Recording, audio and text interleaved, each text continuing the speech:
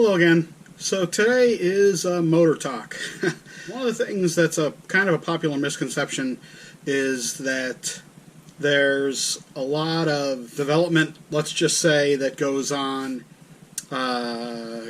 testing for performance that goes on.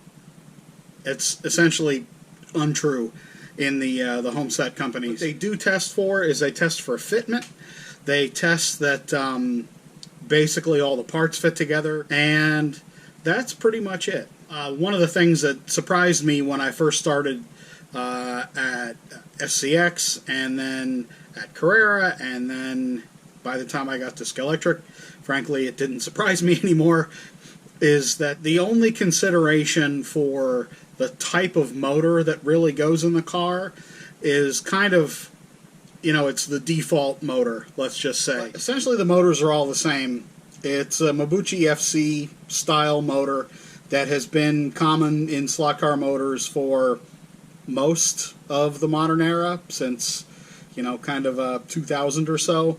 So this is kind of the standard motor. The motors that they use are generally a space concern. What do I mean by that? This style of motor, the Slimcan motor, super small motor, right? The problem is that this motor, as any slot car racer knows, is faster than this motor, despite the fact that, this one's tiny. So what does that mean, practically speaking? When you put this size of motor in a car because the car is smaller, with no consideration to the performance of the motor, and trust me, there's literally no consideration to that. I've brought this up for the better part of a decade now, in meetings, in numerous emails, and it's essentially all fallen on deaf ears because I was just a hobbyist, basically, is what I was told on numerous occasions. Not by anyone in particular, well, but anyway. So what happens is those small motors are put in cars like this, which is fine because it keeps the car. This is a McLaren Can-Am that Carrera did years ago. They put the Slimcan motor in it because if you would have put a different motor in it, the Mabuchi, the FC motor, it would have made the back end of the car a lot larger and you wouldn't have been able to keep the scale of the car. That's perfectly reasonable. Who could have a problem with that?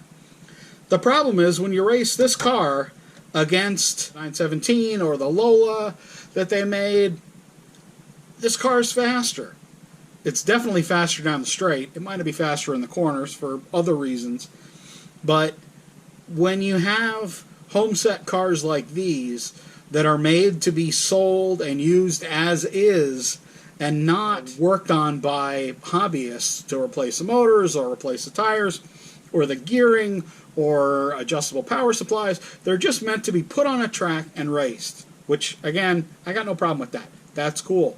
But when you have cars this small, especially a car this small or a car this small with a motor that is faster than this, essentially faster than it needs to be, it's a shit show. It's a problem. It always has been. It always will be. Make the motors comparable. Make this motor the same speed as this motor at whatever voltage you want. It doesn't matter. Whatever the standard voltage is for your system, whatever you want to rate your motors at, because there's all kind of chicanery that goes on about, well, what's the motor rated at? Well, whatever. Have a little consideration for who's going to use this. Who are going to race these cars? The beginner is going to race these cars. If you put a fast motor in this car, this little tiny nugget of a lovely little mini, I'm a mini guy in case you can't tell. Put that motor in this car, what happens? Especially if you're racing non-magnet. Anybody knows? It's unmanageable. The same thing with these. They're unmanageable. You have to put a smaller motor in the car. I get that. But just have a little consideration to who's going to use the car, how they're going to use the car, and maybe put a little bit of thought into getting parity in the motors that you put in these cars. I don't know. Maybe I'm wrong. Thanks for watching this video, this short-winded, less than 5 minutes, well, now more, rant about motors. I appreciate you stopping by. I appreciate all the new subs. It means quite a bit to me. I'm blessed with time these days to do these videos, let's just say. And I appreciate everyone that watches, everyone that subscribes, everyone that comments. Please, if you like the video, like it down below. Please subscribe and click on the little bell so you get notifications when I upload a new video. Like I said, I really, really appreciate it. Thanks for now, and I'll be seeing you soon.